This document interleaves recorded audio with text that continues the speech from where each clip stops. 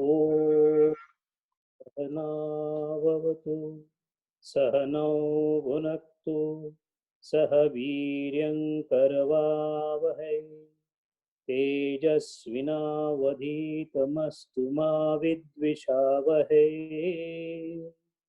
ॐ शान्ति शान्ति शान्तिः।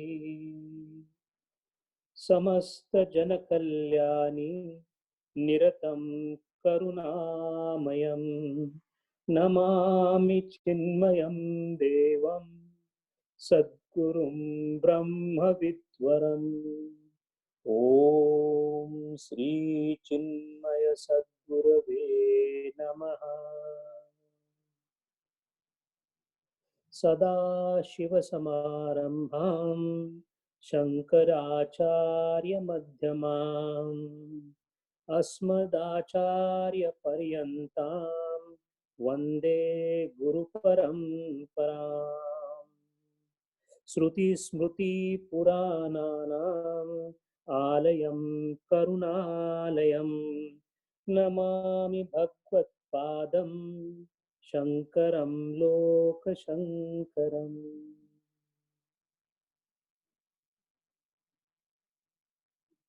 हरि ओम।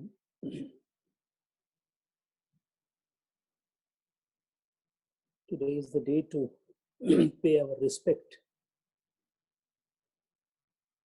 to the reincarnation of Lord Shiva on the planet. And being a Punya Bhumi, with the intention of establishing Dharma, यदा यदा हि धर्मस्य ग्लानिर्भवति Bharat अभ्युत्थानम् अधर्मस्य सृजाम्यहम्. I am there with you whenever the dharma is in downfall. A Gita shloka with enormous amount of deep significance and wider application from the individual jiva to the kulam, to the community, to the nation, and to the whole world. In whichever form the dharma gets disturbed, to reset it, Bhagavan,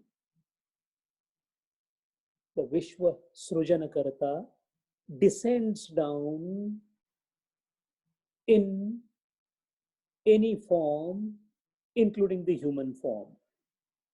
And thus, at around the century, 7th, 8th century, when Bharatavarsha was dominated by the thoughts of Nastika Darshana, the Buddhas and the Jainas, across the length and the breadth of the country, the Shramana Dharma, the Dharma that took the inspiration from Vedas only, and yet decided to turn their back to the Vedas, and sometimes ridiculing the Hindu Dharma, they spread their tentacles throughout the nation, length and breadth of the nation.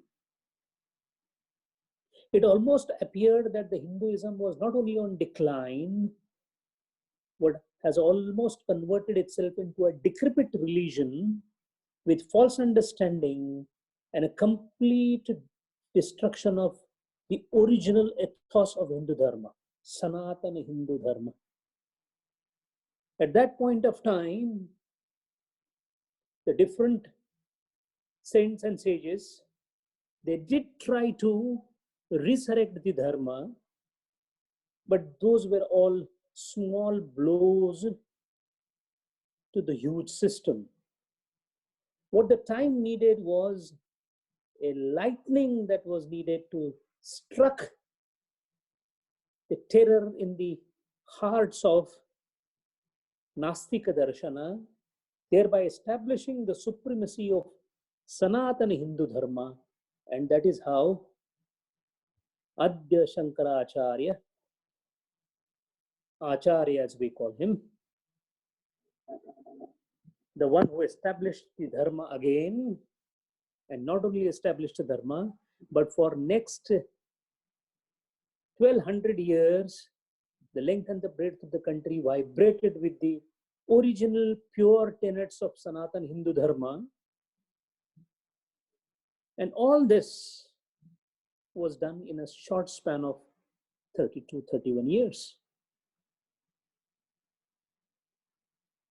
Lord Shankara himself has descended in the form of Shankaracharya as an avatar.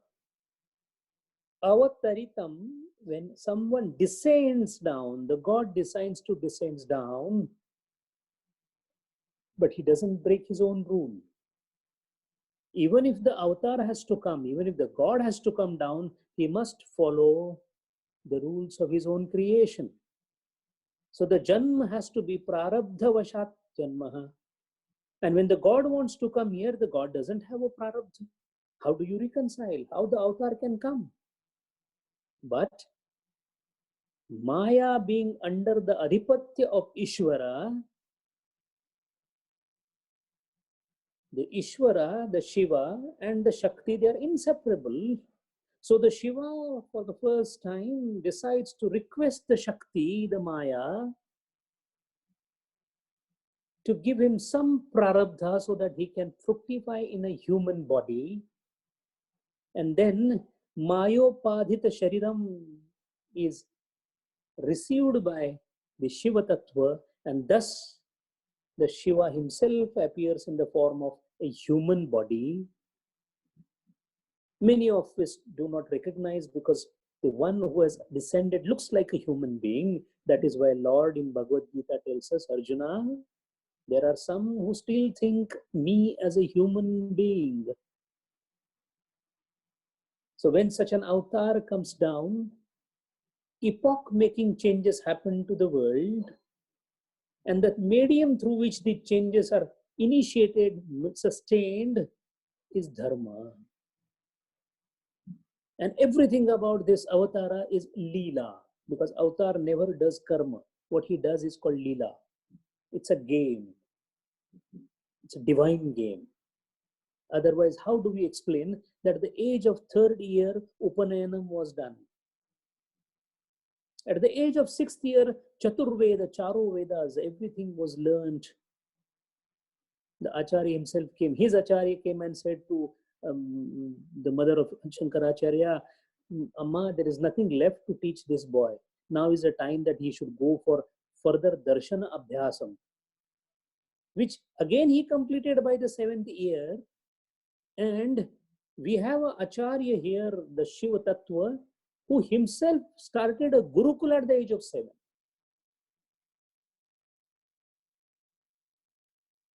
Saraswati, Ma Sharada, was so prasanna with Bhagavad Pada Shankaracharya that when he was conducting his Gurukulam and he went for begging alms, Bhiksha, he went in front of a poor lady's hut and said, Om Bhavati Bhiksham Dehi.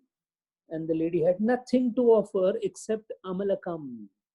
One gooseberry is all that was left in the house, and that too was for medicinal purpose. She gave it to him. Then and there itself, the mountain and the abode of compassion composed Kanakadhara Stotram. And Kanakadhara, the lady's house was filled with gooseberries of gold. Even today in Kerala, the same family is still existing with the surname Swarnatillam. At the age of 8,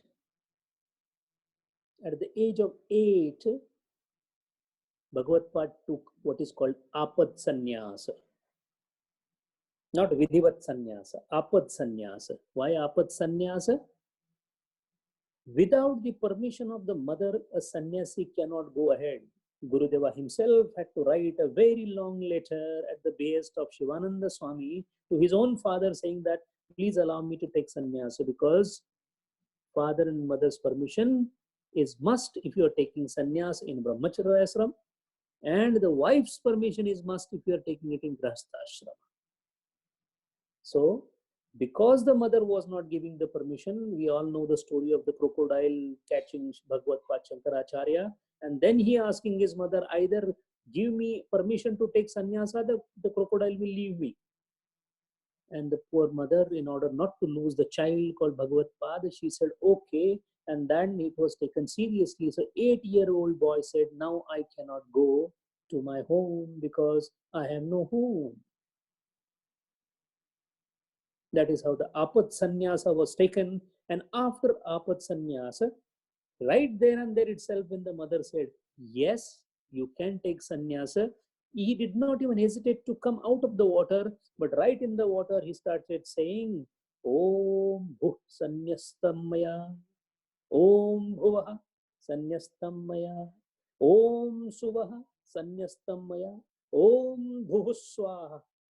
He said that and broke open the Yajñopavita, because sannyasi is beyond ashramas. The Yajñopavita was gone. After tearing his Upanayana thread, he straight started walking towards his destination of becoming Jagadguru. At a very young age, he arrived at Omkareshwara.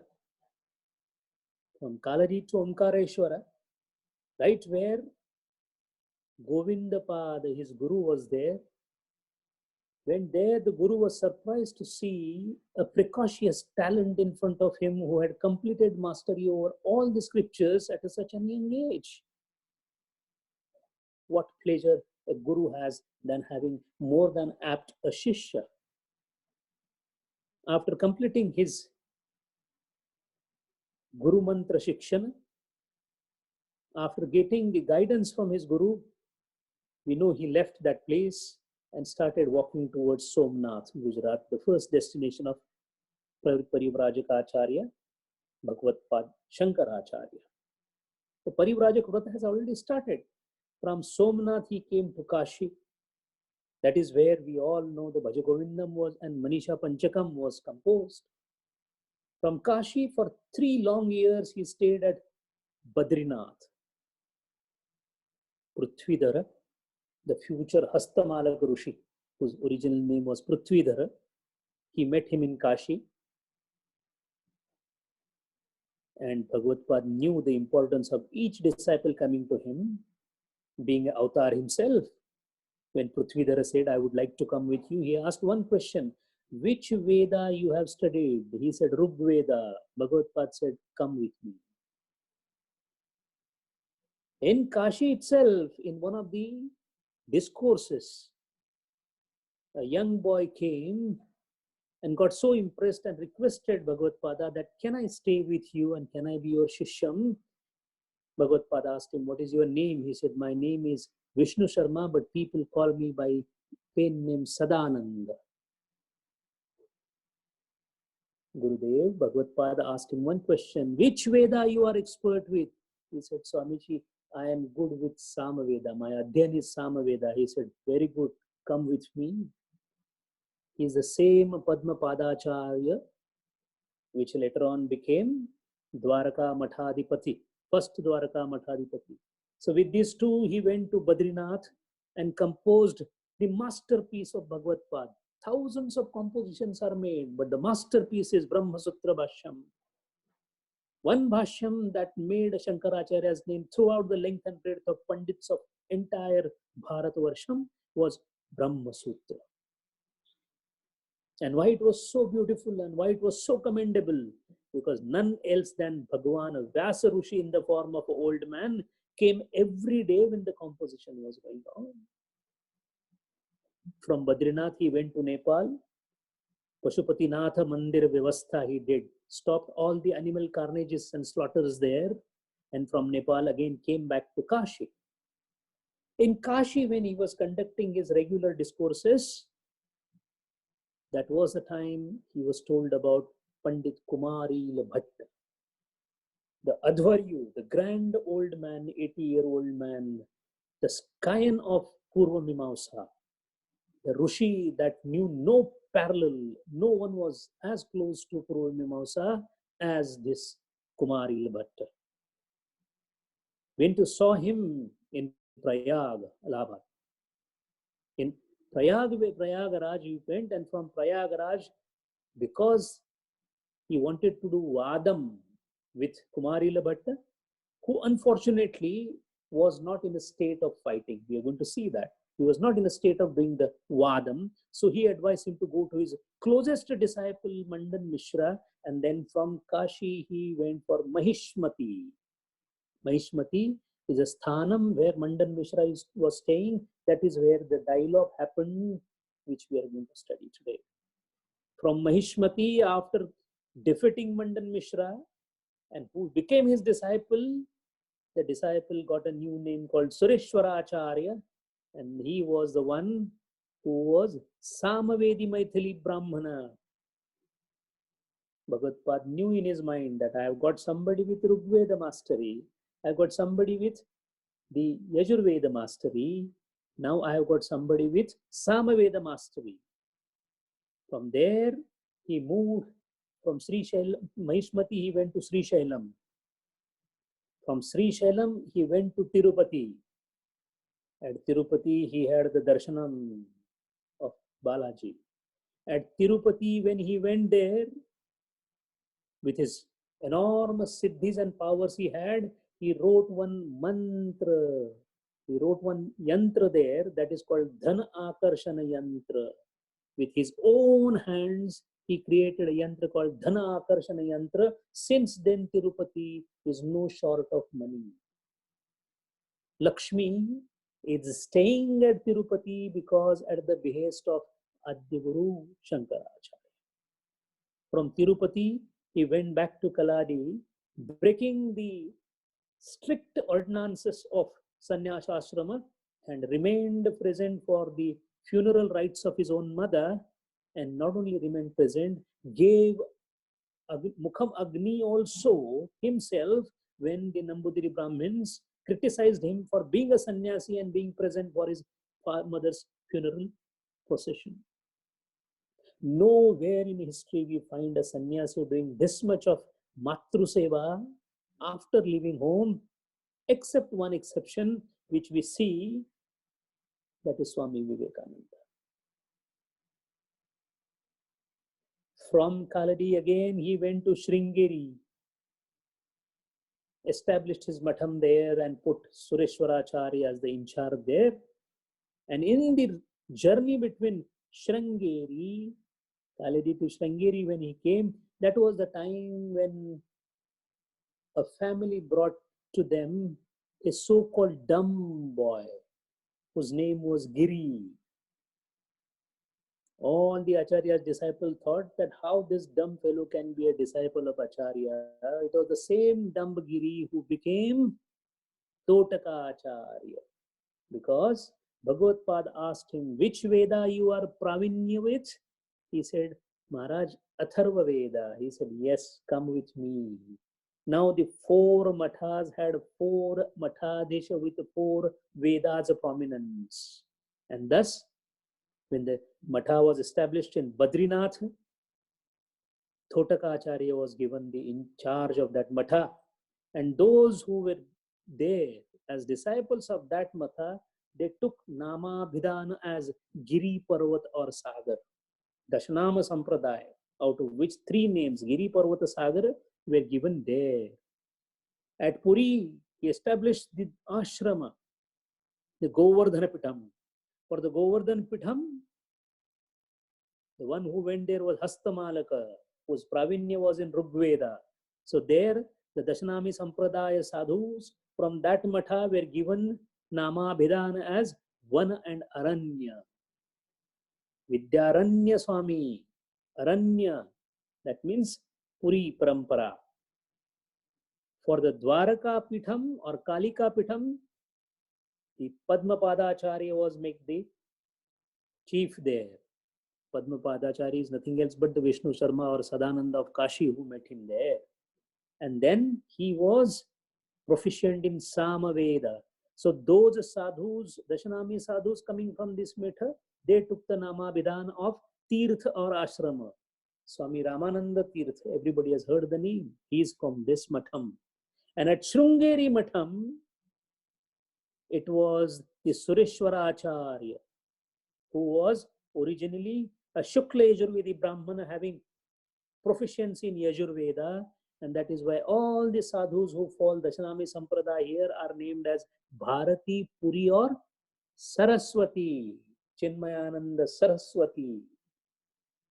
4 mathas were established. Again, after establishing Puri, Dwaraka, Badrinath, Matham, Bhagavad went to Kashmir to become the head of what is called as Sarvajna Pitham, Sharada Mata Mandir. At the Sharada Mata Adhishthanam, he became Sarvajna Pitham Mathadipati, and from there, at a small age of 31, accomplishing huge feat what no human can ever think of, because it was a divine karya, Daivi karya. From Kailasha, he disappeared. Nobody knows how, but by yogic powers, because he was yogi of excellent high order. What we are trying to see today is a part of the portion of Bhagavad Pada's entire life journey, but a part which has definitely implications on us as sadhaka. Need to understand first one thing, that the time when he was born, need to understand the time a bit. As I told, the Jainas and the Buddhas, they were ruling the roost with the common masses everywhere. The common masses found these religions very interesting and easy to adopt than the puritanical practices of Vedic Dharma. And when this was happening, there were still some stalwarts who were feeling very bad that such a Sanatan Hindu Dharma of highest repute, who is the oldest, which is the oldest Dharma coming from Veda, is being denigrated at the feet of Buddhism and Jainism. One such person who felt very bad about this was Pandit Kumarila Bhatta. Pandit Kumarila Bhatta was born in a place called Jayamangala. The city, the village was on the border of Andhra Pradesh and Orissa. Born to the father Yatneshwar and mother Chandragupta, from childhood he was one who was inclined towards Veda and more so towards the Purva Mimamsa. He was a Karmakandi of highest repute. He knew the rituals of Vedas at the back of his hand. Not only he knew these rituals, but he was expert in doing vadam so that no one could stand in front of the arguments that he could put. But in spite of all this, he realized that it is difficult to defeat the Buddhas and the Jainas because their influence is pretty wider on the society and the masses. And then Sama, Dama, Danda, Bheda is something which is equally applicable in Dharma Rakshanam. So he decided to employ Bhedaniti as his astram. And what was his Bhedaniti? If it is the Jainas and the Buddhas who are trying to defeat the Sanatan Hindu Dharma, then let me learn these dharmas so much to the depth that nobody can stand in front of me when I shall be debating with them, and I will do them, I will defeat them, I will vanquish them in the debate so that all the people will again start following the Sanatan Hindu Dharma. So that is why the first what he did was he entered into a Jain Agama. Now Jainas have Sangha, a group of monks. He became Jaina Yati, went into Jain monk with Sangha and started doing Parivrajaka Vrata, Tirthatana, with the Jaina Yatis and started learning the Jaina philosophy. He picked up the Jaina philosophy and integral part and intricate parts of Jaina Tattvajnanam by reading all their agamas. But one such time when his own guru was talking about Jain philosophy, he castigated Hindu Dharma, saying that those are downtrodden people who were taking Hindu Dharma and Yajna as their ideal are the most foolish people. Somehow the criticism, that too a stinging criticism of Hindu Dharma, was not easily taken by Pandit Kumarila Bhatta. And then he argued with his own guru, saying that, Guru Varya, to criticize any religion is a sin. And more so, if to criticize a Hindu dharma without knowing what Hindu dharma is a far more sin. So I do not like what you have said. With this, it was considered as Guru Apamana. Tvam iti ukto nihito Guru Bharatah. Even to call a Guru tu instead of aap is enough, as good as killing the Guru. That is the stature of Guru. So somebody arguing against the Guru. So when they realized that he's arguing against the Guru ordered Kumarila Bhatta to be kept in isolation in one room. With great difficulty, Kumarila Bhatta, fearing for his life, ran away from there and went to Dwaraka. And what did he see at Dwaraka? He said the land where Lord Krishna played his Leela is entirely inundated with the Jaina Dharma. Again, Jainas are here. So he went there and started preaching Sanatan Hindu Dharma. He got Rajashraya also, and many people in Dwaraka and in and around Dwaraka got converted or came back into the fold of Sanatan Hindu Dharma. After this, he moved towards Buddha Dharma. He went and started arguing with Buddhist philosophers. And when he was trying to argue with the Buddhist philosopher, one of the most prominent philosopher, Dharmapala, was his own relation. So he went and started arguing with Buddhist philosopher Dharmapala and got unfortunately defeated. As the rule there it was in those days, anybody who is defeated in the Vada has to become Shishya of the winner. So he became Shishya of Dharmapala and started studying Buddhist scriptures, which he anyway wanted. So he studied the Buddhist scriptures, got hold of the entire Buddhist philosophy, Sarvastivadin, Sthaviravada, Mahayana, Hinayana, Vajrayana. He studied everything of Buddhism.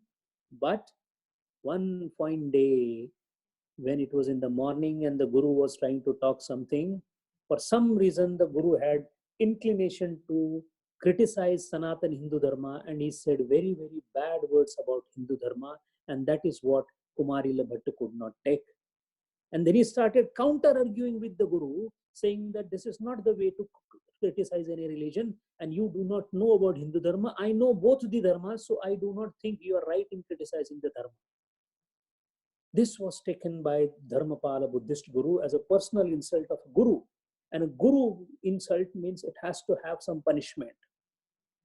Pandit Kumarila Bhatta said, yes, I am ready for the punishment. And the punishment given to him was Dehanta Prayaschita. He'll be taken to the cliff and he'll be thrown down. Everybody surrounded Kumarila Bhatta. Please say sorry. He said, no, what I have said is right.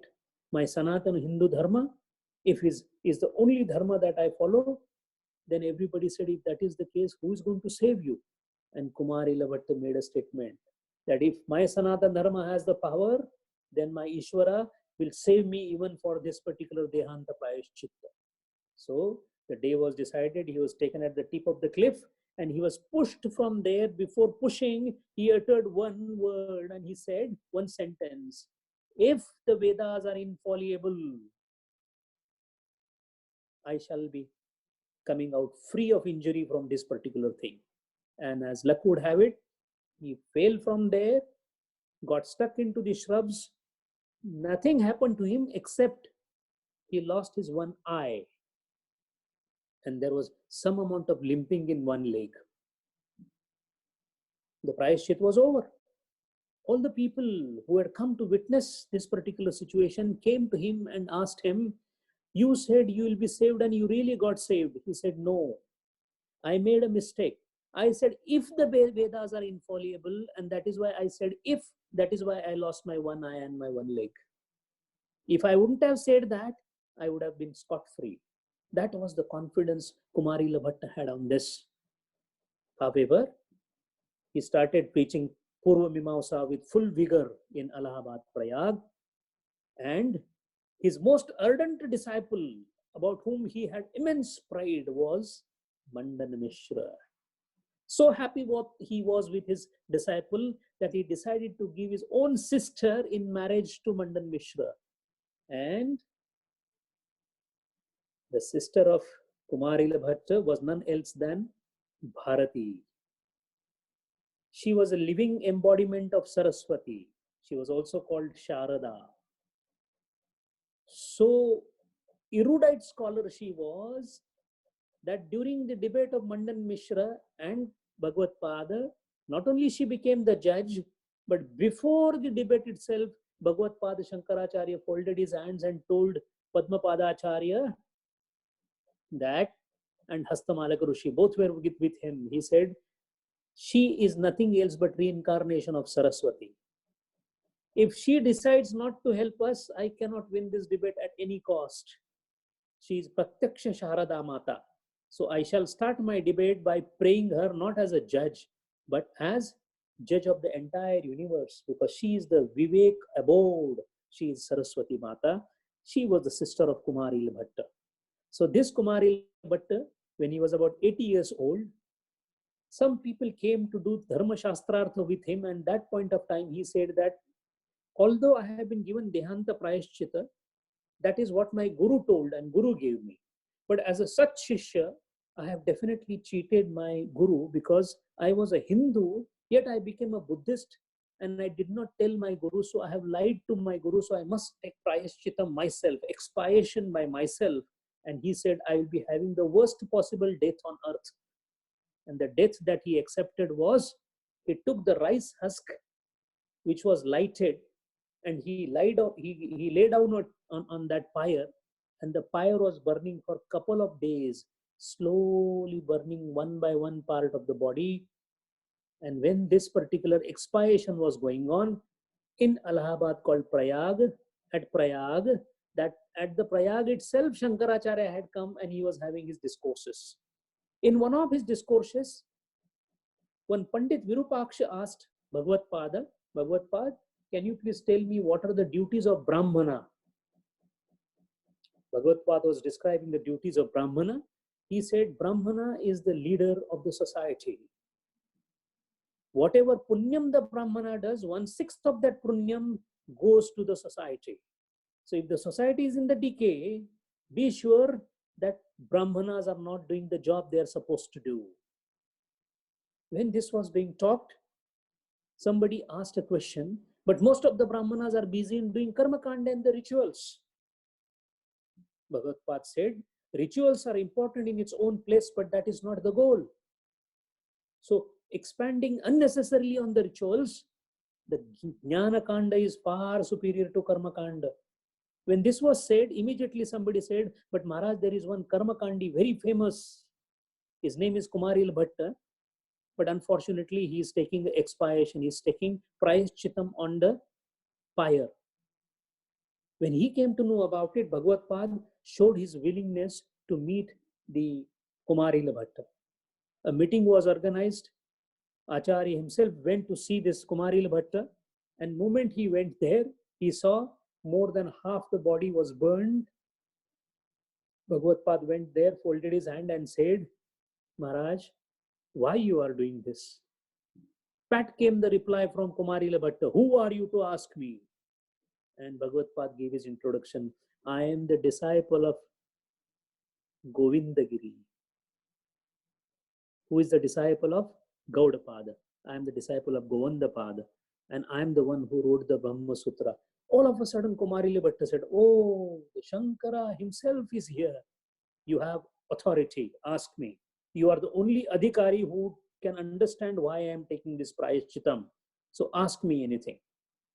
And then Shankaracharya asked him that I had come to do some vadam with you because you are the propounder of or the follower of Purva Mimamsa. After the Shabara Rishi, after Prabhakara Rishi, if there is a name to be reckoned with in this Indian continent, in this Bharatavarsha, for Purva Mimamsa, it is you. So I was of the opinion that if I could do vadam with you, this could have helped me in establishing the Advaita throughout the length and breadth of Bharatavarsha. Pandit Kumaril Bhatta laughed. He said, Shankara, it's not in my fortune that I'll be able to having a vada with you. I know you are none else than veritable form of Lord Shankara himself. But for the Janakalyanam, For the sake of posterity, let me tell you, your wish to have debate with me will not go in vain, because even if I die, I have a disciple who is not equal, maybe superior to me. His name is Mandan Mishra, and he is staying in Mahishmati Nagar. Go by all means to him. Have your vadam with him. And if you could defeat him, prove superiority of Advaita to him, it will be my blessing to you that for the help of Sanatana Hindu Dharma, whatever will be happening will be the brightest. After this, the Acharya was also finding it difficult to stand there, because the Agni Jwala were even giving hot temperature to the Acharya's body. With doing Namanam, Acharya left from there and told all his Shishyas, Hastamalaka, Padmapadacharya, that I have seen many people, but I have never seen such a titiksha that one could accept such a death just for the sake of Dharma.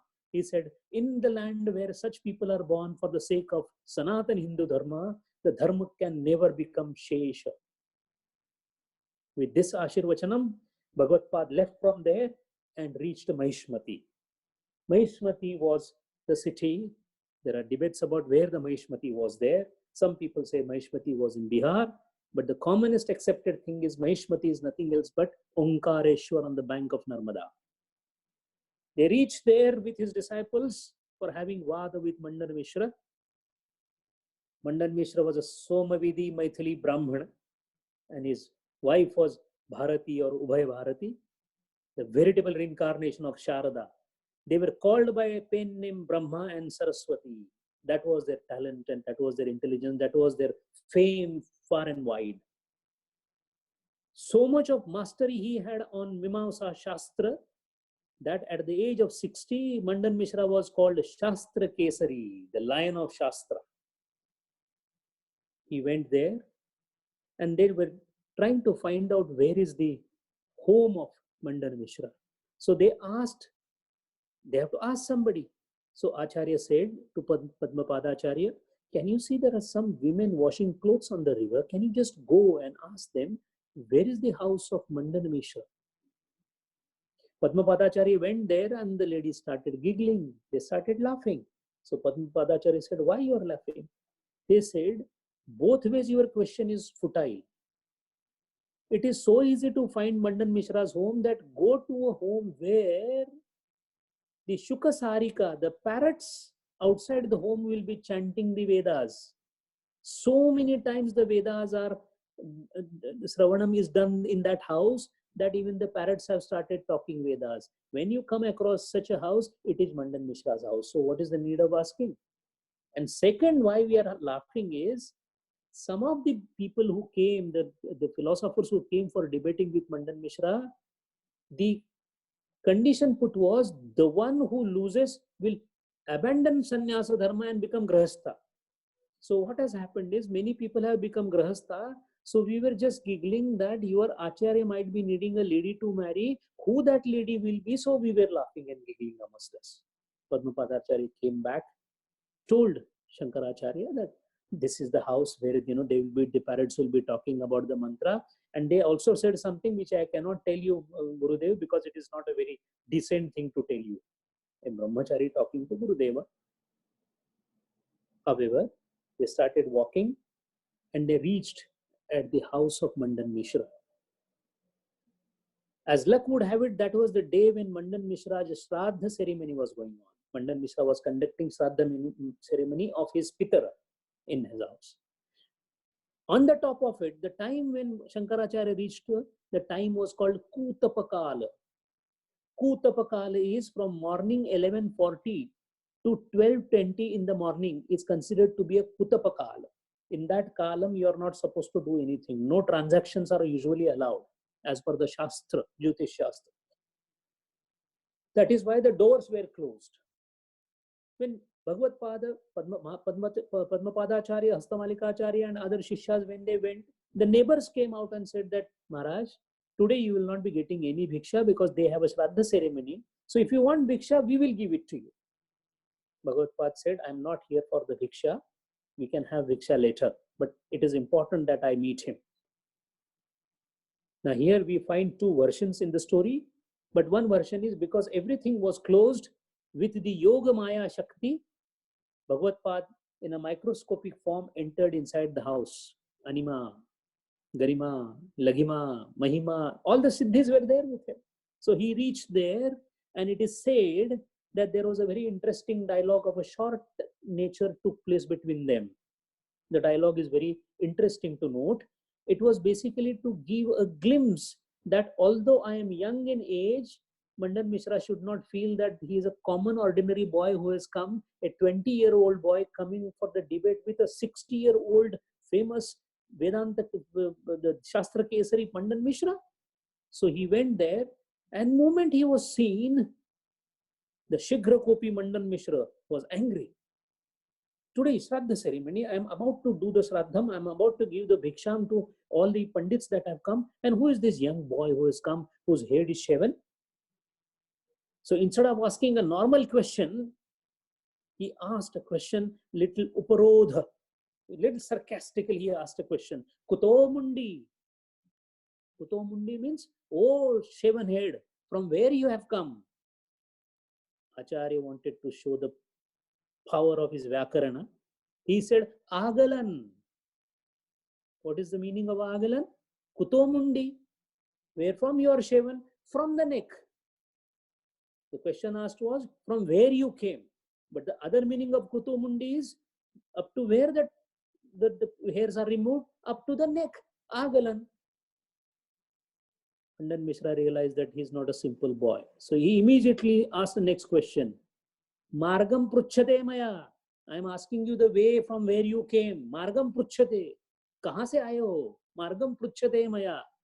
Again Shankaracharya said, Kim katham pathaha? If you asked to the road from where you came, what did the road say?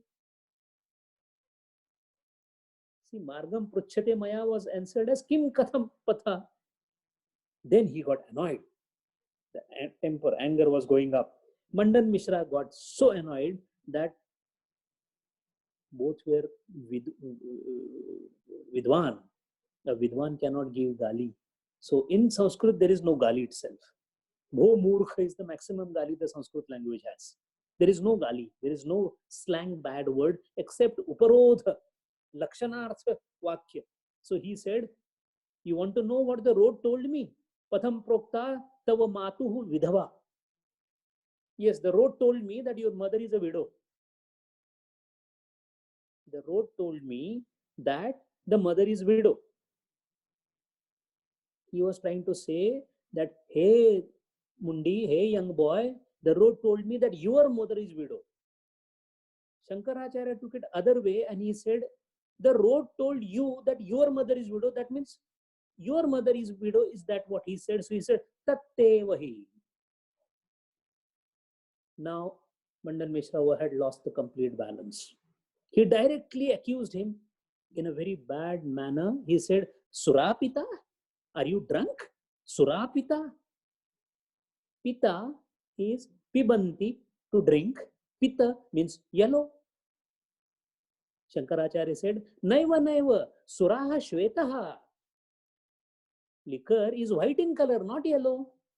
Again, he played with the words. Now, Mandan Mishra lost the complete balance. He directly accused him. Kim tvam janami tad varnam. Oh, you know the color of the liquor. So you have to immediately, Shankaracharya said, Aham varnam bhavan rasam. I only know the color. Bhavan, you know the taste also. With this much of dialogue, which is given there, it was almost sure that Mandan Mishra realized that the person with whom he is now trying to interact is not a small boy. When his temper was going up, everybody came. All the other Pandits said, Maharaj, today is Shraddha Vidhi. It is not good to be so angry. An Atithi has come. How can you misbehave with an Atithi? Suddenly, Mandan Mishra came to his senses and said that, Kshama. Immediately he told Shankaracharya that please have a seat, please accept Vishnu Sthanam, which is Atithi Sthanam, and we will be giving you Bhiksha. Shankaracharya said, I have not come for Anna Bhiksha, I have come to you for Vada Bhiksha. If at all you want to give me something, Give me Vada Bhiksha. I want to do Vadam with you. And Mandan Mishra did not say no, because by now he realized that he's not an ordinary boy who has come. Because initially, if you would have asked him directly that I want to do Vadam, Mandan Mishra would have said that no, it is below my dignity to have a Vad with a young boy. But now he did not say that. He said, yes, let us have the Vadam. And the Vadam was decided for next day morning.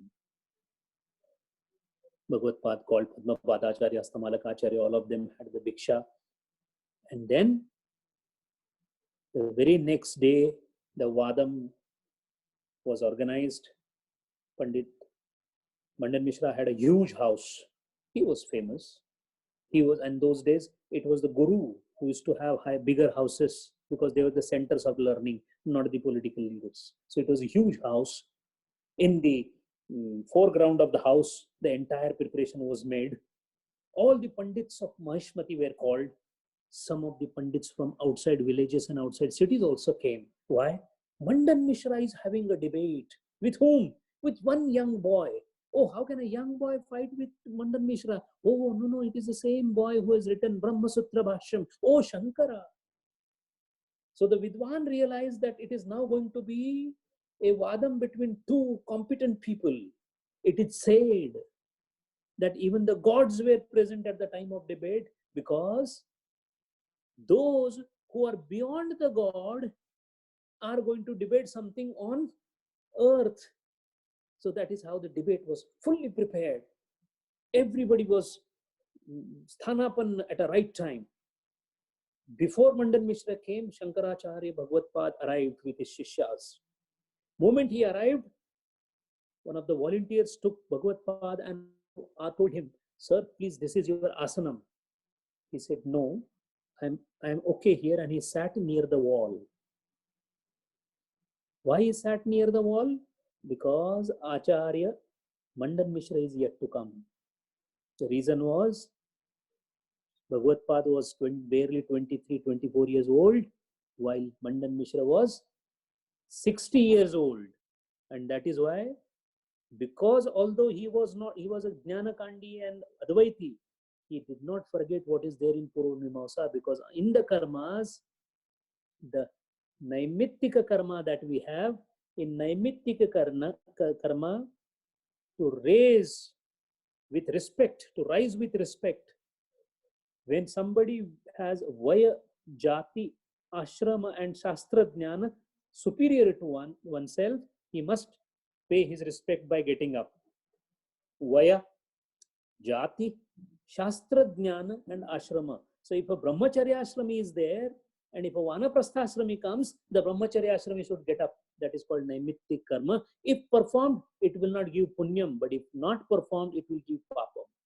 So that is how he waited and sat there, and after a couple of seconds, Mandan Mishra arrived on the scene. As Acharya arrived, Bhagavad Pad got up, went to him, took his hands in hand, and took him towards the asanam. Mandan Mishra offered asanam to Bhagavad Pad, but Bhagavad Pad said no. You are Sreshta. So being Sreshta, it is your right to have the seat first, and then he took the seat. Both were seated. Now, the main question was, who is going to judge the debate? First, Mandan Mishra looked around to all the Pandits, and every Pandit was looking down, indirectly telling that we are not competent to be the judge at the debate. Bhagavad Pad himself said that if you don't mind, Mandan Mishra ji, your wife's brother, Kumaril Bhatta, I met him, and at that point of time, he suggested that during this debate, his own sister, your wife, Saubhagyavati, Bharati, Saraswati Ma, let her be the judge. Do you have any objection to that? Mandan Mishra was surprised that a young boy, ascetic, is asking my wife to be a judge without having an iota of doubt in the mind that she might be prejudiced. She might take partisan side. But so much was the confidence of Shankaracharya that he was happy to know that, and he said, yes, Then it was requested to Bharati that, would you like to be the judge of the debate? With graciousness, she accepted that. All the Pandits who were present, they nodded their head. And then the Saraswati Devi, the Bharati, she became the judge. And becoming the judge, the first thing she did is she read out the rules. While reading out the rules, he said that Vade Vade Jayate Tattva Bodhaha should not happen. The Vad is for establishment of the truth. While doing the Vad, Tattva should not go. Vade Vade Jayate Tattva Bodha should not happen. Second thing is, the one who will be defeated will become disciple of the one who will be the winner. And the third most important thing is, this is not Vitandavad. This is not Jalpa. So this is Samvad. So being a Samvada, the respect for each other should be so great that other than the words that you are talking for the Tattvam, nothing personal should come into it, no kind of vikar should come into it, and least of all, no anger should be there. A slight anger would mean the person has lost. And that is why she said, I'm going to give a shrunka, a mala of flowers. These flowers are very sensitive to the temperature. So anybody in the debate, if at all they feel that they're angry, the flowers will start desiccating. They will become dry. They will lose their shine. They will lose their luster. If that happens, that means he is angry and the person is declared defeated. Both the participants agreed for it. The mala was put there. And then Bharati Devi looked at the secretary of the Gurukul of Mandan Mishra, who was the conveyor of the debate. His name was Yajnanarayan Dikshit. And she did a sign to him that started the debate. And then Namasya Dashe Namasya Dashapataye Namasya Akhilo Puragananam Chakshusehe. He did the mantram, Shanti Patham was done, and the debate started. This is the beginning of Mandan Mishra and debate. Acharya said to Mandan Mishra, Maharaj, it is your turn, you can start the debate. And Mandan Mishra started the debate with the words, the Vedas talk only of karma to get rid of sorrow and acquire happiness. So Vedas talk nothing else but karma. So all the utterances in Upanishada are hopeless and useless because they have no meaning. What is this Mahavakya? Prajnanam Brahma, Ayamatma Brahma, Tattvamasi, Sarvam Khalvidam Brahmasi. These statements have no meaning because you cannot do anything with that as far as karma is concerned. And if you do not do karma, then you have not understood the Vedas. It is so clear in Vedas that Nishiddha karma should not be done because Nishiddha karma, Nishiddha means the one which has not been told by Vedas. If you do that karma, you will be having sorrow as a phalam, dukkham as a phalam. So only karma that you are allowed to do is Vihita karma, ordained by Vedas, in which the Nitya karma has to be done every day as a duty. Snana, Sandhya Vandanam, Snanam. These are Nitya karma. If you don't do the Nitya karma, then you lose the right of doing any other karma, as per the Vedas. Mandan Mishra said, the next karma is Naimittikam karma, Shraddha karma, Grahana karma.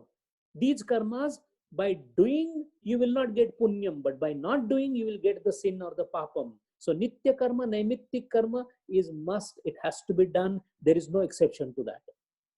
Then comes the Kamya karma, desire-oriented karma. So when you desire happiness, you will have to do the karma called Yajna karma.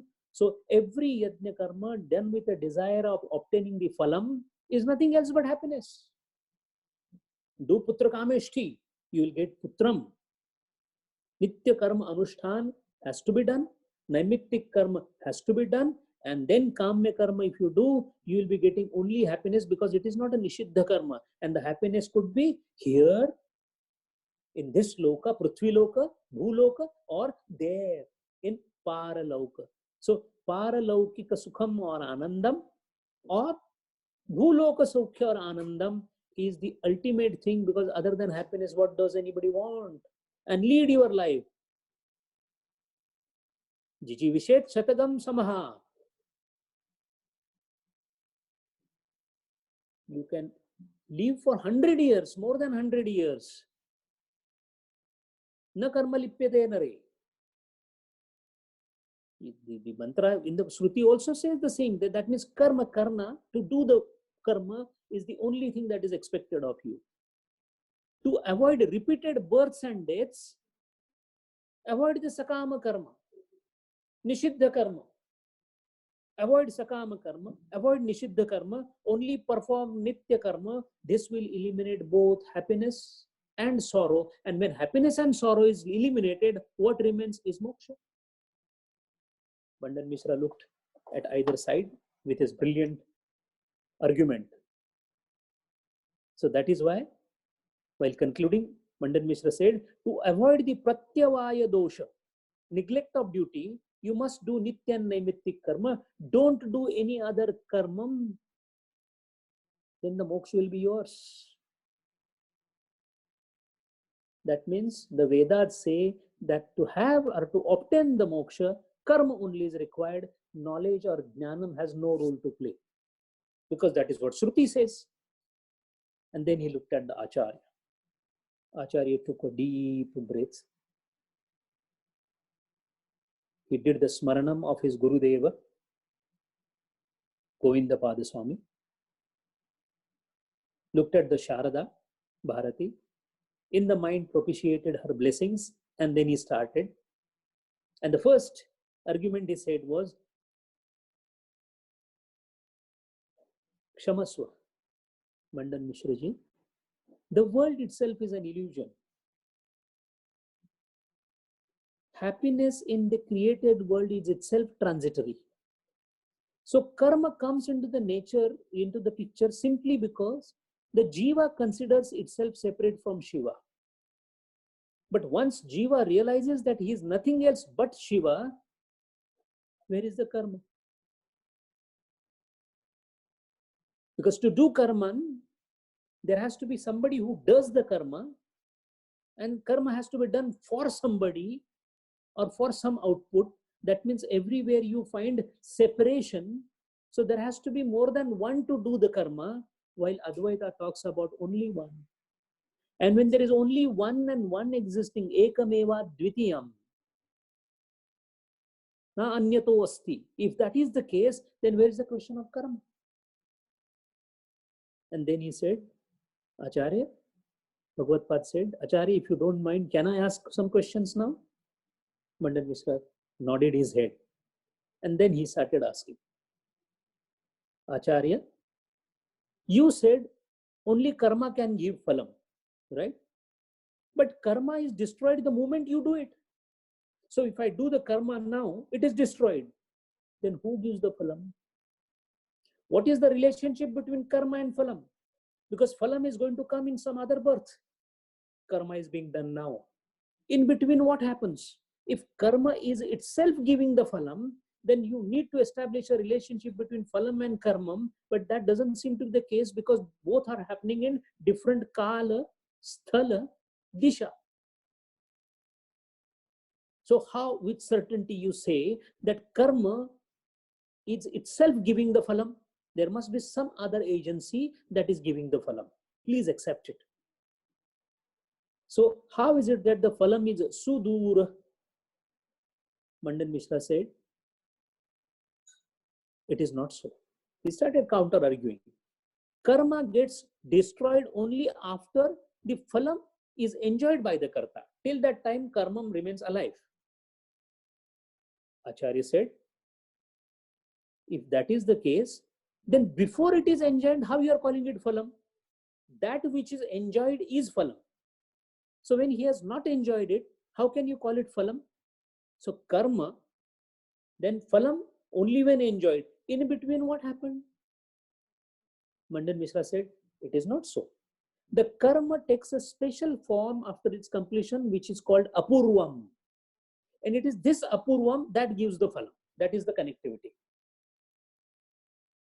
Again, Acharya said, if this apurvam is giving the phalam, but it is inert like the karma, then again, apurvam, where is that capacity or the potency in apurvam to give? Where it is written? Where have you demonstrated that apurvam has inherent capacity to give phalam? And since it is not mentioned anywhere, that means there is somebody else who is seeing the vyavastha of giving the phalam. So he said,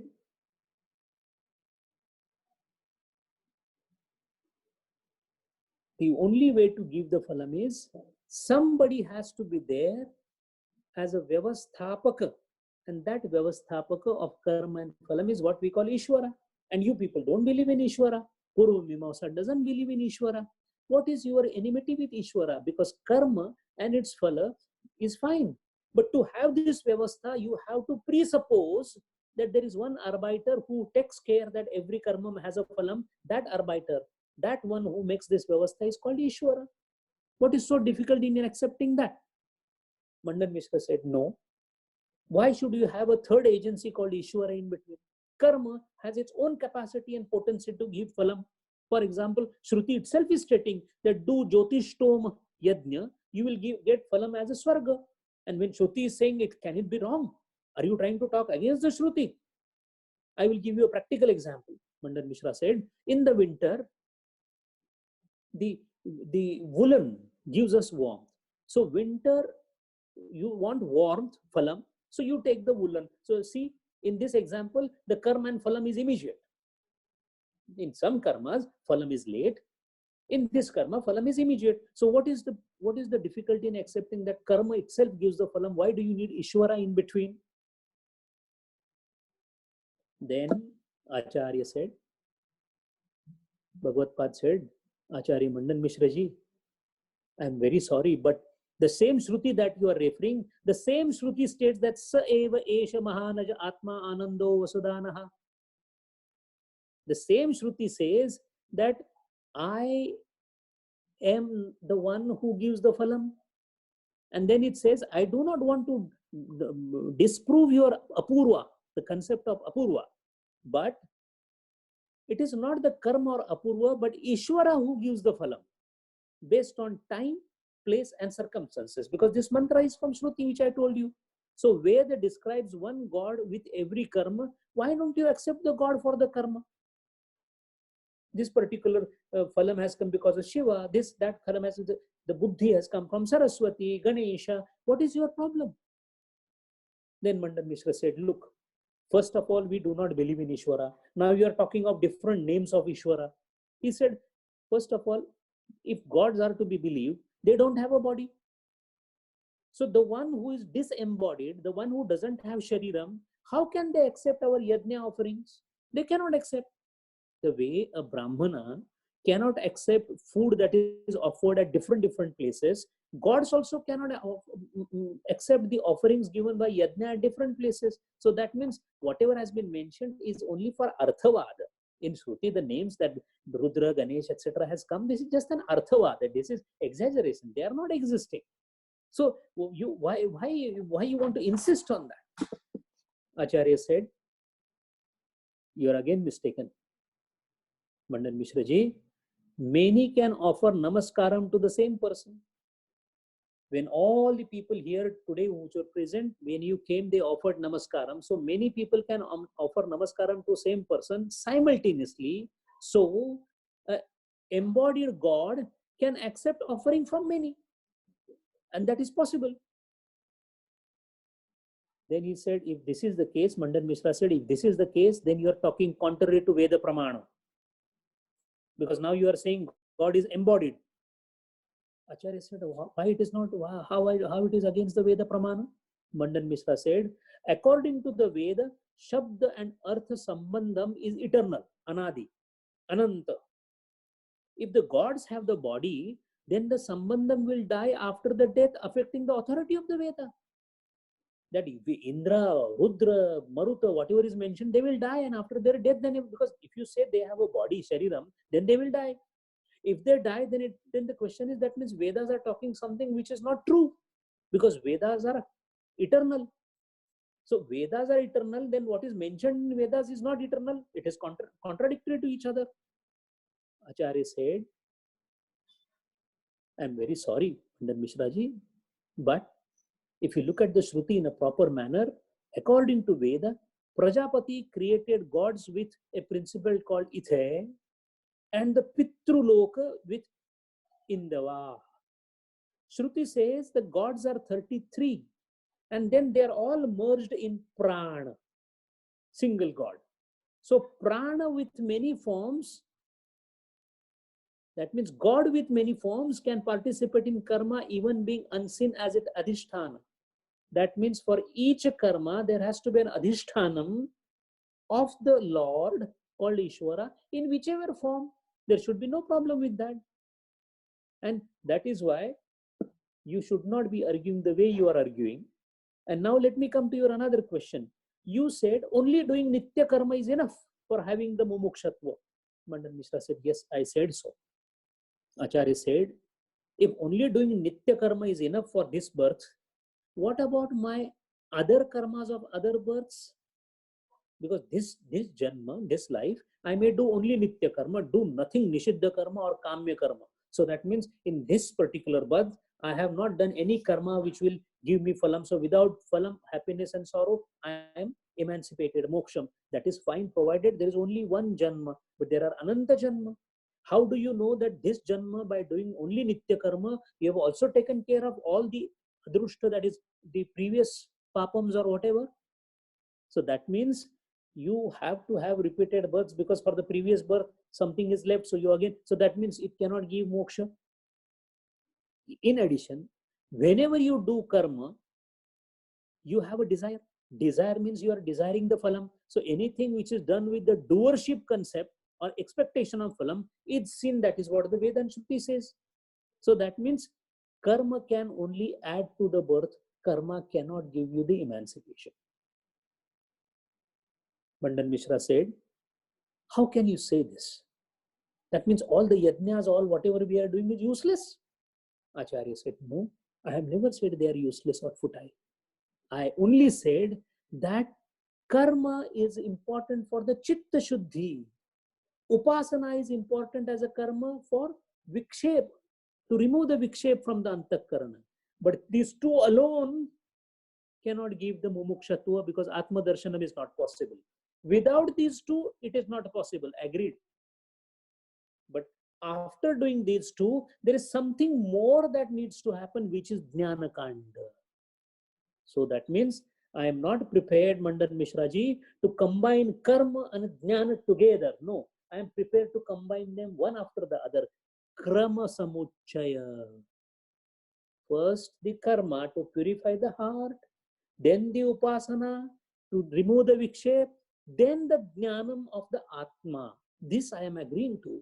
So I'm not saying that what you are talking as Purva Mimamsa is futile. I'm only objecting to your one thing.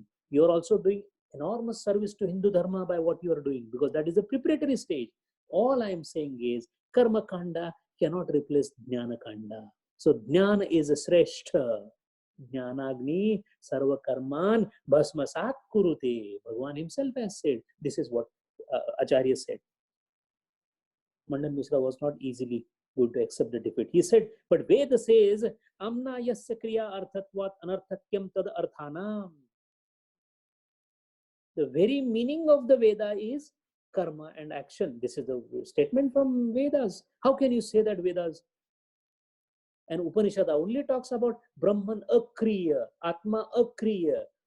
Here the Vedas are saying only karma. Amna yasya kriya arthatvat anarthakyam tad arthanam. Only karma. And you are talking about some entity which doesn't do any karma. It is contradictory. Acharya said, it is not so. Tat kena kampashyat. This is said in the Shruti. Acharya reminded Mandan Mishra ji. In union with Brahma, there is no doer. So all sorrows, happiness is obliterated at once. Tat kena kampashyat. At that point of time, who sees and whom? This has already been said there. Then he says, if that is the case, then what about Upasana of Brahma without knowing is futile? Mandan Mishra asked a question. You say do Brahma Upasana. The Brahma is not known. It cannot be known. Then how can you do Upasana? That means Prapti is of Brahman. which you do not know how it is, where it is, and you want to do upasana for that, this is something futile. Acharya said, you are committing a mistake, Mandan Mishra ji. All the karma jnana that you are getting is performance through body, speech and mind. Vak, tan, mana, performance through body, speech and mind, then the fruit will be happiness. Any karma done by kaya, vacha, manam, it will give a fruit because it's a karma and the fruit will be happiness. Thus, embodied is not free from likes and dislikes. You will get happiness, but you will still remain embodied. Embodied means sa-sharira. And as long as we are with a body, sa-sharira, that likes and dislikes will continue.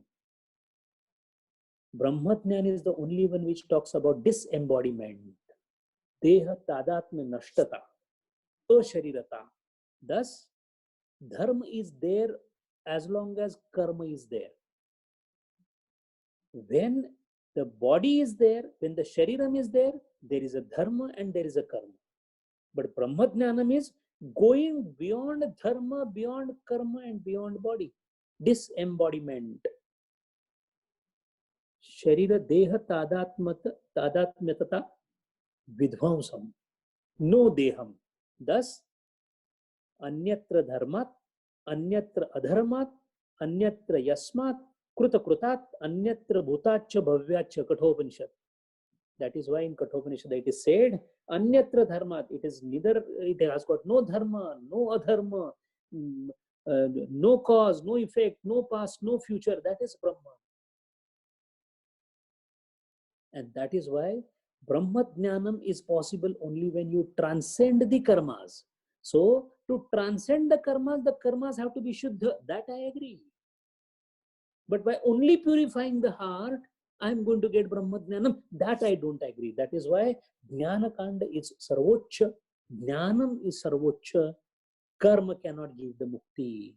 And you are saying karma can give mukti. That is the only point, Mandan Mishra ji, that is the point, Acharya, we are fighting about it.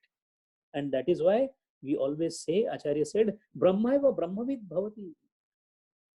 The reason is, since there is no worshipper, no worship, and nothing to be worshipped,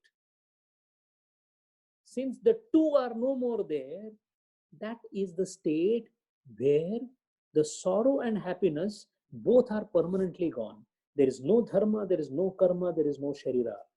That is why Bhagavan, Acharya said that Bhagavan himself says in Bhagavad Gita, Sarva dharman parityajya mam eva sharanam braja. Mam eva Brahman. There is nothing, even Sarva dharma. Because if you have some dharma, then you will still be in karma, you will be still in the body. Then Mandan Mishra ji asked, he realized his defense is becoming weak. He asked a very pertinent question. How Brahman is not related to action? One can only understand anything only through pramana. And the pramana, the best pramana is tarka. And you are saying that even tarka doesn't work for Brahman. And yet you say Brahman is responsible for karma. So he does everything and yet he is not doing everything. This is all contradictory. Acharya said, no. Whatever you know is knowledge for you as far as mind is concerned. All the karmas that you are doing, you are completely aware of it. You may do it with phalam or without phalam. But when you are doing it, doing means karma, action, that time you are having the entire compass of your action is within the sphere of mind. So whatever is known to you is something that is comprehended by mind. And something that is not comprehended is called unknown.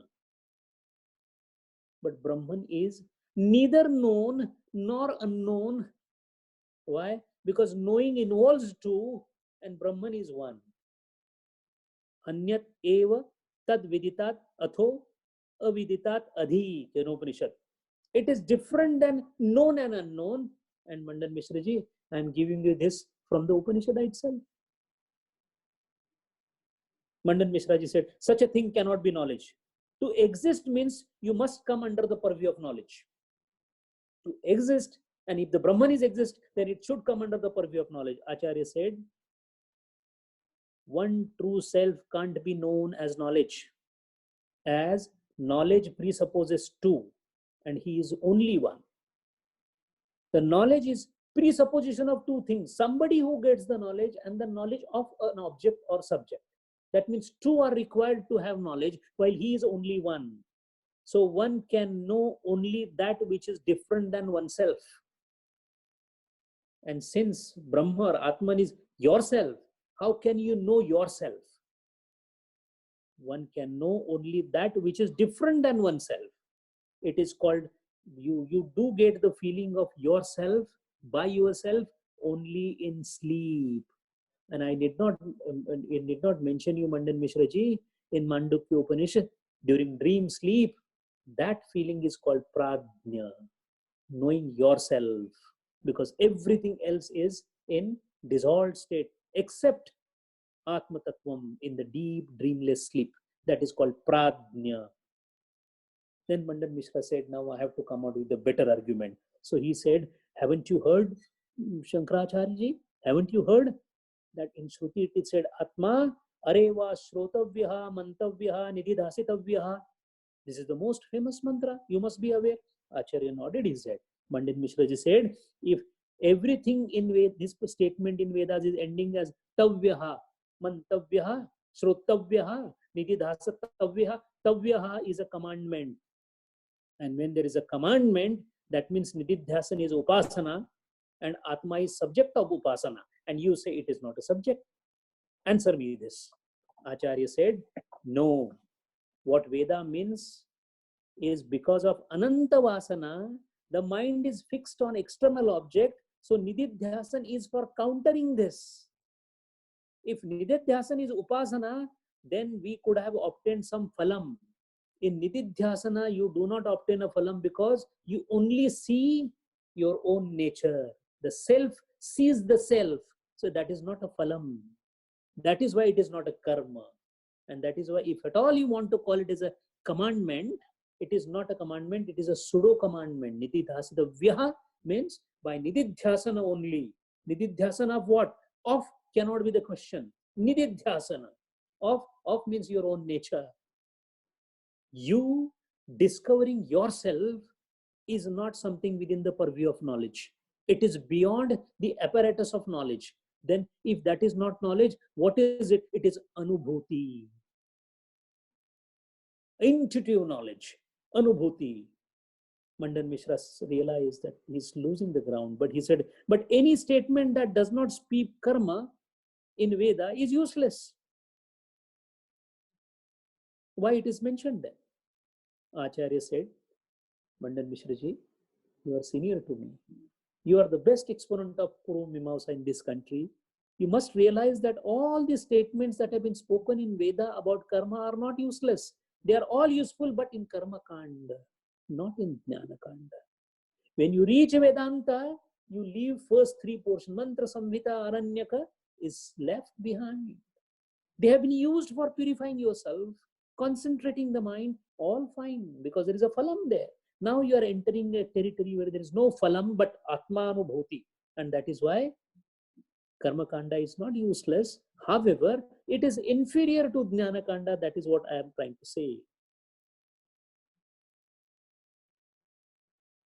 Mandan Mishra put the last question, that you, according to you, the person who has received the Atma Tattvam, since he has transcended the mind, that means he is completely immune to the senses. And if he is completely immune to the senses, that means, does he die immediately? With this question, all the people present started laughing. Mandan Mishra just sternly looked at everybody because no one understood the question. The seriousness of question was, it was not to do some sarcastic remark on Bhagavad Pad, but it was a serious question. And Acharya said, no, such a person continues to live in disembodied presence without any likes or dislikes, to whom Bhagavan calls Sthita Prajna in his Bhagavad Gita. So he is definitely is in the body, but in disembodied form. Mandan Mishraji said, what is this disembodiment Deha-tadatmya? What is this disembodiment Deha-tadatmya? Acharya said, in dreamless sleep you are disembodied, but on awakening immediately you become bodied. The way this happens, this is called adhyasa. So that means the one who is Jivan Mukta, he realizes that the world is false, yet he realizes that he has to be in the world. He is internally Deha Tadatmya Shunyata he has. So his disembodiment, he is disembodied in thoughts, yet he is present in the physical form for all of them. And that is what is called as adhyasa. So I hope by now you have understood what I am trying to say. Then the Mandan Mishra's further comment came that if that is the case, I want to ask you one final question, that is this word adhyasa gaunarthi or mukhyarthi? And Acharya gave a finest example at which Mandan Mishraji fell flat on the explanation, and that is where the debate ended. And the last explanation that Acharya gave was the statement Devadatta Singham Asti. Devadatta is lion. If you take this statement, there is a knowledge of Devadatta, there is a knowledge of lion, and there is a difference between these two. So this is possible to understand when two are there so well delivered. But when you say the statement, Aham Manushyam Asmi, I am a man, that time man is understood. I means whom? In I am a man, man is understood. The second part is not understood because that I is the root I. So aham is neither known nor can be pointed, so that it is not gaunartha, but it is adhyasa. So Brahmajnani looks towards his shariram as the way snake looks towards the shaded skin. Na karmana, na prajaya, na dhanena, tyagena eke amrutatvam anashuhu. Mandan Mishraji, this is the most important shloka of Kathopanishada. I hope you are aware. Mandan Mishraji got up, looked at all the Pandita Vrunda, looked at Bhagavad Pada, folded his hands, and he said, today I realized that whatever I have learned was not a waste, but whatever I learned was not the culmination. Now that I have accepted my defeat, you have become my guru because I have taken your Shishyatva. But believe me, I am not at all disappointed by my defeat. I am rather, for the first time in my life, bowing to that Tattvam called Ishvara, whose name I never took as a pure Purvamyavasi, but now I bow to the God, and that God Shankara, who himself in the form of Shankaracharya came to me, has become my Guru. What more fortune that can ask from the Ishvara? So, Bhagavad Pad, please accept me as my disciple. The debate ended. For the result, Bhagavad Pad looked towards the Bharati. Bharati said, yes, he is defeated. However, I am his Ardhangini. And since I am his Ardhangini, I cannot let this debate conclude as Mandan Mishraji defeated unless I am also defeated. Shankaracharya immediately realized that it's not going to be an easy thing, because Pratyaksha Sharada was coming, one who was proficient in all the Vidyas. So she came, and when she came there, she started asking questions, which is not the part of today's discussion. So we are not going into the details, but her direct after finishing the Alankara, Shiksha, Nirukta, Kalpa, Jyotisha, Vakarana, Alankara Shastra, she moved towards Kama Shastra and started shooting one after the other questions. What is the secret of Kama Jivana? How many types of Kama Kala are there? When Kam enters the body, how does it excite the body? Shukla Prashna, Krishna Paksha, how do they affect the Kama? How much a lady has a role in Kama Krida? How many Kalas are there of Pushpa, Dhanva and Madan? What is the role of Madan, Manmat, Mara, Meena, Ketan and Anangaka, Panchashara of Kama? So every question was on Kama Deva. And that is why Acharya said, I am a sannyasi, I don't have neither the knowledge nor the experience of karma. So I need to take 1 month break so that I cannot speak unless I have an experience. Without anubhuti, nobody can be an acharya, and he's not fit for vada. So give me 1 month's period. And that is how he went into parakaya pravesh, had the experience of married life, including the karma, came back. But that's not a part of our story. Mandan Mishra got defeated with great joy. He asked his wife, Bharati, that if you do not have any objection, my Ardhangini, can I enter into sannyasa ashrama? And Shankaracharya Bhagavad was looking towards her face, because without wife's concurrence, it is not possible without her consent to enter.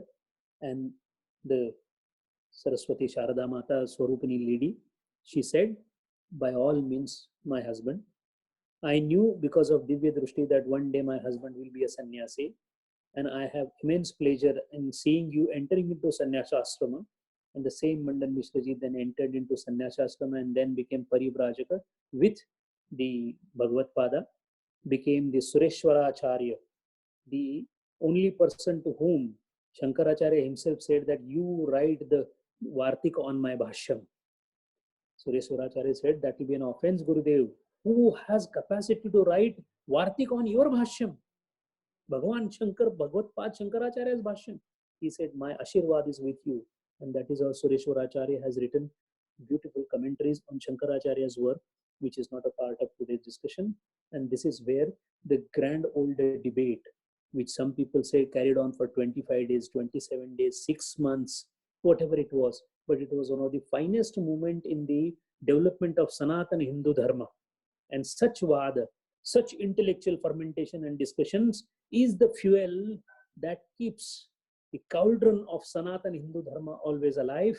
And that is how the pride that flows into the veins of a Hindu is because of this glorious traditions that we carry forward. So today is the day to pay the respect to Bhagavad Pada as well as Sureshwaracharya or Mandan Mishra ji for giving us the enlightenment, which is still the source of, or only source of our emancipation or moksha.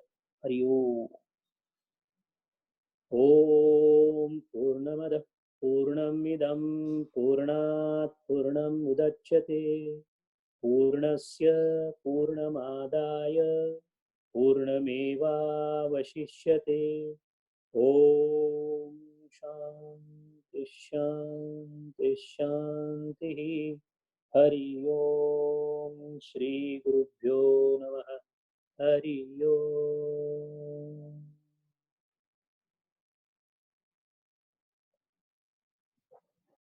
Hari Om. Sanjay ji, do you have time for questions? Can I ask Sadhak to Fakla? Absolutely no problem.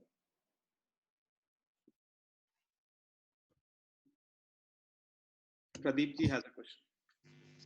And Dilip ji. Pradeep ji, can you go? And then Dilip ji, please. Yeah.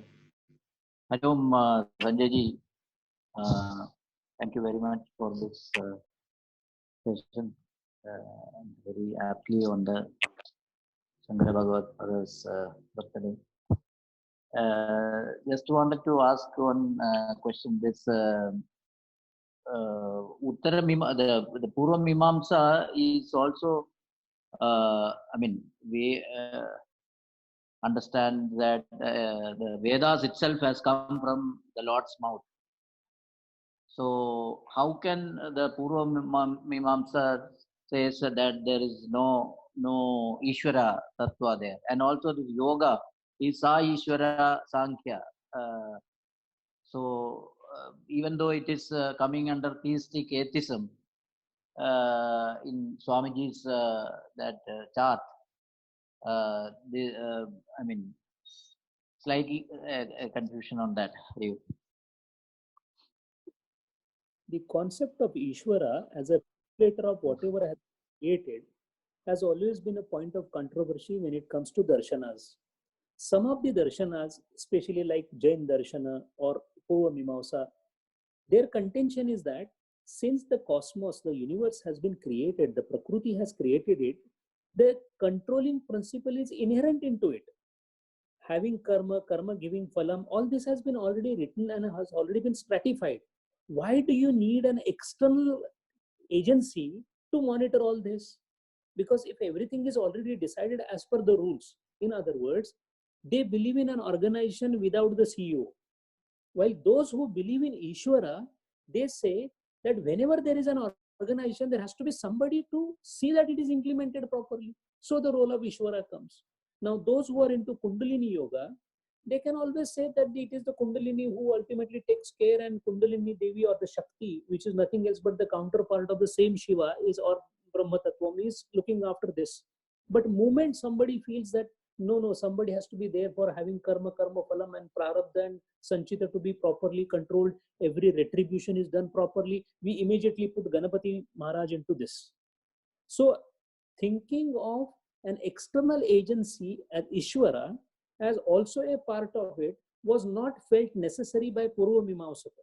You do any yajna, you will get a phalam. Then why do you need somebody else in between? Because I'm doing the yajna, that is why because Veda is very cryptic. It is apaurushaya. So Rishis in their Unmani Avastha, they have written it. So that's why there are many interpretative issues. So many issues are there that for the words of the Veda, there is a dictionary, Nirukta, which goes into thousands of pages. So it is so difficult to interpret. So that is why Purva Mimamsak have interpreted in their own way, saying that, those names which have come as Brahma, Rudra, Indra, they are Arthavad. This is exaggeration of certain powers, but they are not Devas. So while Uttar Mimamsa, while being developed, especially Acharya's contribution is, he could set everything into proper structure. So he said, the way Jiva is nothing else but Ajnana Badhita, similarly there is a Ishvara which is Maya Badhita. So Avidya is at both the places. Avidya, Shuddha Sattvic is Maya, Malina Sattvic is Avidya, is Jiva. There is no difference between the two. However, because it is Malina Sattva, he cannot control anything. He is Alpadnya and Alpa control he has. While Ishvara, because it is a Sattvika, Shuddha Sattvika Maya, so what happens? He keeps Maya under his control. And once Maya is under the control, whatever is happening in Maya is controlled by whom? Ishvara. So this is how he gave a perfect theory. The Shastra is a Saurachana. This Saurachana, like Sankhyas, they came out with Prakriti and Purusha. But then when they realized Prakriti and Purusha, they said, yeah, Purusha is what is the complete inner principle. Prakriti is a power principle or Shakti principle. Why do you need Ishvara now? Prakriti will do everything. But then the same thing got further developed in Uttar Mimamsa, because relationship between Prakriti and Purusha, Sankhya's failed to establish. Ek bilkul hi kaam nahi karta hai. One is not completely inert, another is always active. How inert and active could be combined? How? And you say Brahma does nothing, and you say Maya does everything, and you say Maya is dependent on Brahma, and Brahma does nothing. This is difficult. That is how Bhagavad Pad came out with the enormously in original contribution, the Mayavad, the Vivartavad, the Avachedvad. Of course, then the Sureshwaracharya, etc., took it towards Bimba Pratibimba-vad, Avachedvad. But the whole establishment of proper Samrachana, giving the right place for Ishvara. That is why in this Vada, Mandan Mishra was convinced by Bhagavad Pada that karma cannot, because karma is achetan hai. Phala achetan. Dono ko jodne wala dua, the connecting point between the two has to be there. Somebody who remembers the karma and remembers the phala. That Niyamaka Shakti is Ishvara. That is how the concept of Ishvara was put. But if we look into Upanishads deeply, no Ishvara, no nothing, no Devas, no Suras, no Asuras, because in fact in Kenopanishad you will see there is a fight between Suras and Asuras. Then only Brahman. So that is why as long as you are in karma, there is a phalam, there is a phaladata. Transcend the karma, no phalam, no phaladata also. That is why Yoga Chitta Vritti Nirodha we saw. That time we said that Ishvara also has a vritti. Jiva has a vritti, Ishvara also has a vritti. That vritti also has to be done Nirodha. That means if you progress yourself, you may become Ishvara. Gurudev calls it gods on earth. Ishwar Koti. Ramakrishna Paramahansa calls such human beings as Ishwar Koti. Ishwar Koti means same as Ishwara, but still beyond Ishwara is Brahman. Because that there also Ishwara has a vritti. Hari.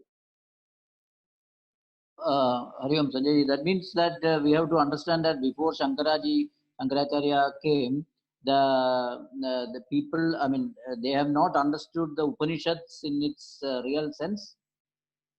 Exactly. What has happened was the way prior to the origin of Buddhism, it got further diluted because it was relegated. The pure study of Upanishads, the correct interpretation of Upanishads, and having to deal with different controversial aspects together. That is why Brahma Sutra was written. 555 Brahma Sutras are written only to tell the correct meaning, so that the controversies in Vedas are discussed, explained elaborately, so that no controversy remains. That is the function of Brahma Sutra. So that was done by the Bhashyam on that Brahma Sutra, because it was done as a Brahma Sutra, but that again became difficult to understand. Acharya came, made a Bhashyam on Brahma Sutra. That is how the Vedanta became more clearer and easier. And then he established the Digvijayam of Advaita through his erudite arguments. And that is how the Pandits also started agreeing that Advaita is the culmination of philosophical aspect. And then they moved forward. Hari.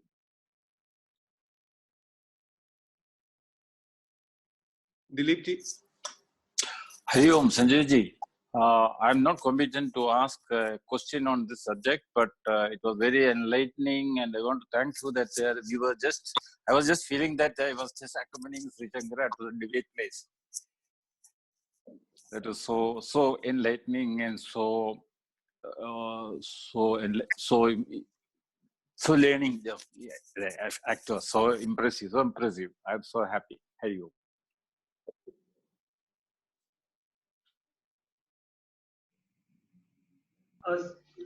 Dr. Jadhav, just one quick question on Karma Gyan Samuchay. You mentioned that Shankara Bhagavad took this concept and explained one point. Could you elaborate on which point he explained? And secondly, this whole concept of Gyan Karma Samuchaya is written on by Sureshwacharya later, I think, in one Nishkarma Siddhi, where he says it's not possible, or he actually said that this is just a concept. So can you elaborate on this? Thank you. There has been a very old vadam or the debate in Shastra is precisely the role of karma and what is the precisely role of jnanam, and whether they go side by side or whether they go one after the other. In other words, in modern parlance, whether it is sequential or parallel. The answer to that, in fact, that has been the subject of Nishkarma Siddhi and many other granthas, even Vichara Sagar Rahasya, one of the most beautiful treatises, and also to some extent in Panchadashi, a reference has also come. Karma is the immediate thing that a person who is embodied has. So we are born with karma. So the first thing, moment we come in this world in the body form, in the Sharira form, we get acquainted to karma right away. In fact, the first karma we do is to cry. That is how the child cries. So from that moment onwards, breathing and crying, the karma continues forward. Because we are in karma, our life is encompassed by karmas in a majority manner till the time we can develop ourselves to think beyond karma. Now, since we are in karma, and to think beyond karma, the karma has to be arranged and organized in a particular manner. And that particular manner is the karmas have to be shuddha or pure or Veda Vihita, the way it is prescribed in Vedas. So once we start doing that, then the ability to transcend the karma comes to us. That is why same Bhagwan, who is professing in the early part of Bhagavad Gita, he says, Satyam vada dharmam chara. Why dharmam chara? Because you are in karma. Jab tak karma hai, tab tak dharmam chara. As you start becoming purer and purer, 18th adhyaya he says, sarva dharman parityajya. Once he says, hold on to the dharma. Once he says, leave the dharma. That is because these are stages. This itself indicates that karma is first, and as karma becomes shuddha, it helps in going to the further stage where you do subtle karma, which is called upasana. As upasana moves forward, then you come at the brink of a stage where you can jettison the karma now and enter the territory of jnana. So what happened? Karma is backloaded, jnana is in the front. So that means it is sequentially organized. That is called krama samuchaya. So karma, then jnanam, accepted by everybody. No debates whatsoever, even in Ishavasya Upanishad and Kenopanishad. But karma and jnana simultaneously, or karma itself will give jnana, that is what is being, is a controversy and that is being defeated. So in simple words, start, you being in the karma, start with the karma. That is why, what is the second adhyaya? Destination, Sankhya Yoga. What is the third adhyaya onwards? Karma Yoga. So जहां हो वहां से शुरू करो कर्म योग. शुरू करते करते कर्म को छोड़ो. Then you go where? Towards the devata, the upasana. While doing the upasana and meditation, reach where? Reach a point where meditation fructifies. Fructifies means what? Nothing remains to be meditated. The meditator is gone, meditation is gone, and something that is to be meditated upon is gone. Triputi Laya. Triputi Laya, 18th Adhyaya. Now what is remaining? Whose meditation do I do? Why? There is nobody to meditate. Ram hamara hame japere ham payo vishram. Ram नाम की खुटी गाड़ी सूरज ताना तंता चढ़ते उतरते दम की खबर ले फिर नहीं आना पड़ता. Because now you reach the stage where there is only one, and one cannot do worship of one, because one, if there is only one, whose worship will he do? Because worship भी आप है, तो सनम भी है, तो खुदा भी है, तेरा क्या कहना? So that is the final stage. This is a pravasa. This is the pravasa. In that pravasa, present karma, shuddhikaran of karma, karma shuddhi leading to satvikta, satvikta leading to meditation or dhyanam, dhyanam reaching its culmination and entering into territory of jnanam. And clearly observing that Prakriti is separate, Purusha is the day, the moment, that kshanam, when Prakriti and Purusha is found to be separate from each other, it is understood, anubhuti purna, understood, that is the time kaivalyam. So Sankhya's talk of kaivalyam, which is nothing else but moksha. Hari Om. Hari Om, thank you.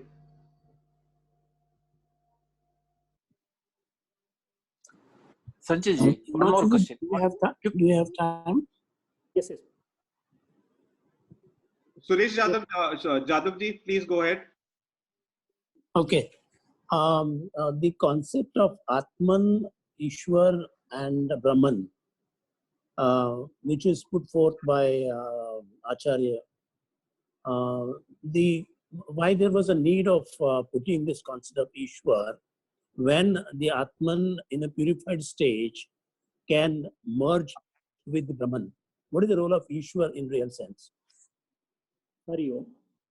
Atman and Brahman, as rightly said by you, Atman for the Jiva, because you have what is called as delimited adjunct. Because we are into Jiva, in a limited space, we call it Atman. But although it is in limited space, there is no difference between Chidakash and Mahakash. So Atman and Brahman are one. To this extent, it is easy to understand.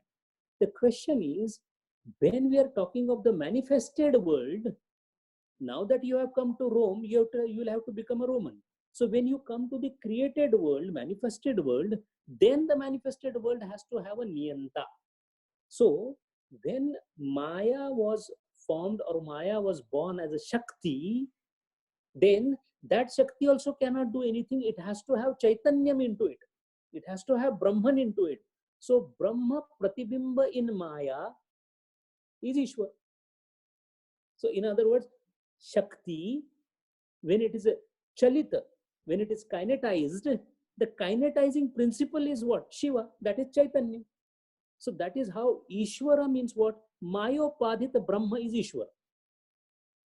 So in our case, what happens? We are Kutastha, giving Chidabhasa makes us Jiva. So because Kutastha is giving Chidabhasa, Jiva is Alpadnya. Mayopadhita Chaitanya is Ishwara.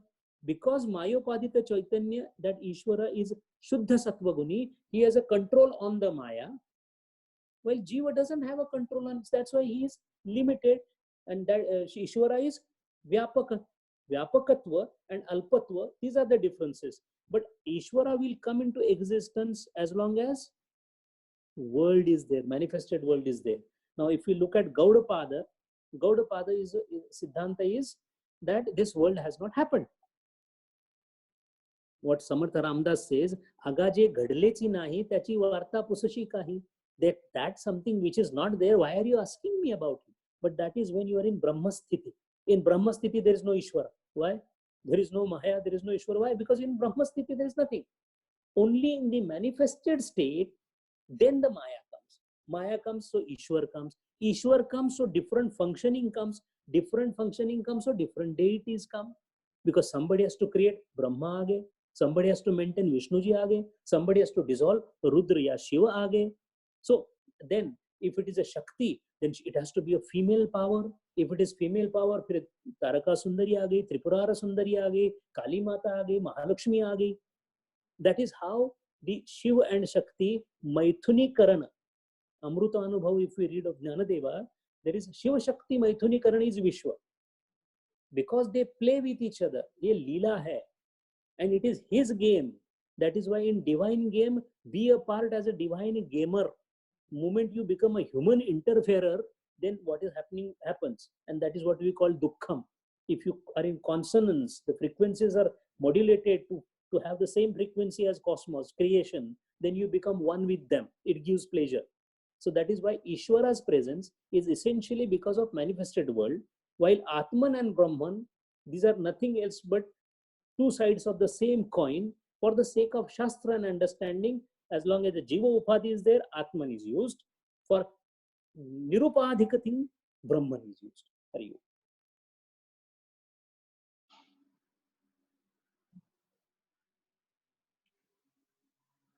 Hari Om, Sanjay ji.